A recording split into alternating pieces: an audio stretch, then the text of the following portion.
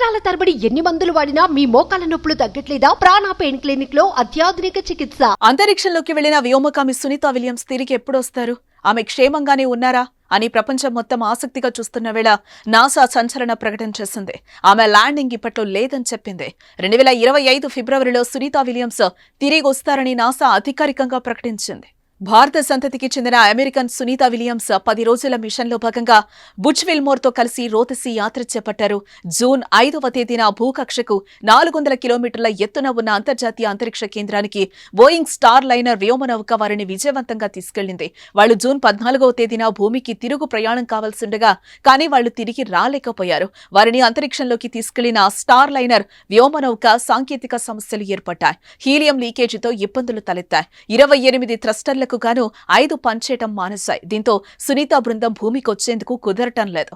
NASA వారిని క్షేమంగా తీసుకొచ్చేందుకు తీవ్ర ప్రయత్నాలే చేస్తోంది. భూమి మీద నుంచి ఆకాశంలోని స్టార్ లైనర్ కు 2 నెలలుగా మరమ్మతులు చేస్తోంది. కానీ ఫలించలేదు. దీంతో ఆమె అక్కడే 80 రోజులుగా ఉండిపోయారు. దీంతో సునీత విలియమ్స్ ల్యాండింగ్ కోసం ప్రపంచ వ్యాప్తంగా ఆసక్తి నెలకొంది. ఈ క్రమంలోనే నాసా తాజాగా సునీత విలియమ్స్ ప్రకటన చేసింది.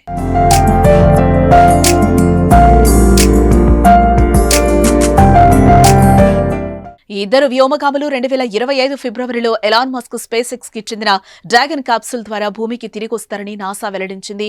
వీరిని తీసుకెళ్లిన బోయింగ్ స్టార్ లైనర్ వ్యోమనౌకలో సాంకేతిక సమస్యల నేపథ్యంలో తిరుగు ప్రయాణం ప్రమాదకరమని నాసా నిర్ధారించింది. ఈ నేపథ్యంలో వ్యోమగాములు లేకుండా ఆటో పైలట్ పద్ధతిలో దీన్ని తిరిగి భూమి మీదకు తీసుకురావాలని నిర్ణయించింది. ఎలాన్ మస్క్ కు చెందిన SpaceX company crew 9 mission ద్వారా అనేక మంది వ్యోమగాములు సెప్టెంబర్ 24న అంతరిక్షంలోకి వెళ్లనున్నారు. వారు 2025 ఫిబ్రవరి నెలలో తిరిగి భూమిపైకి రానున్నారు. వారితో పాటు సునీత విలియమ్స్, విల్మోర్ కూడా తిరిగి రానున్నట్టుగా నాసా ప్రకటించింది. నాసా నిర్ణయంతో సునీత విలియమ్స్ మరో 200 రోజులు అంతరిక్షంలోనే ఉండాల్సొస్తోంది.